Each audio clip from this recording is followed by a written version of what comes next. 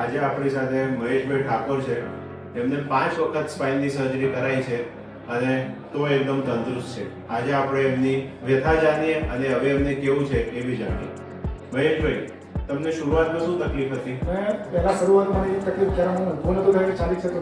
પહેલા મેં surgery already કરાવી હતી, ઓપન સર્જરી. ઓપન સર્જરી કરાઈ હતી. એના પછી કેવું રહ્યું હતું? એના પછી મને કોઈ તરત મહિના પછી પાછું હતું નતું એવું થઈ ગયું. પછી તમારો સંપર્ક કર્યો. હા, એના પછી આપણે એક લેવલની સર્જરી કરી.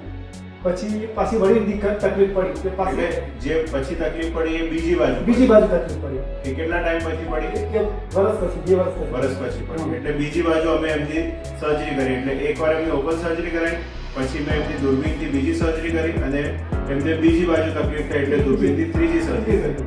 અને ત્રીજી સર્જરી થઈ એટલે 2 વર્ષ પછી તમે 2 વર્ષ પછી આયા. એમને કઈ પ્રસંગમાં ગયા હતા અને વજન ઉપાડવું પડ્યું અને વજન ઉપાડ્યું એટલે ડાબી બાજુના પગમાં એકદમ અશક્તિ જેવું થઈ ગયું અને અમારે નક્કી કરીને તાત્કાલિક ઓપરેશન કરવું પડ્યું અને ત્યારે અમે એમને 2 લેવલની સર્જરી કરી. એટલે એમને 5 વખત સર્જરી થઈ ગઈ છે અને અત્યારે ઓપરેશનને કેટલો 2 મહિના થઈ ગયા છે? 2 મહિના થઈ ગયા છે અને એકદમ સારું છે. એટલે તમારે દૂરબીનની સર્જરી વિશે શું કહેવું છે? હું તો દૂરબીનની સર્જરી કરાય કે ઓપન સર્જરીમાં કરે દૂરબીન સર્જરી સારી.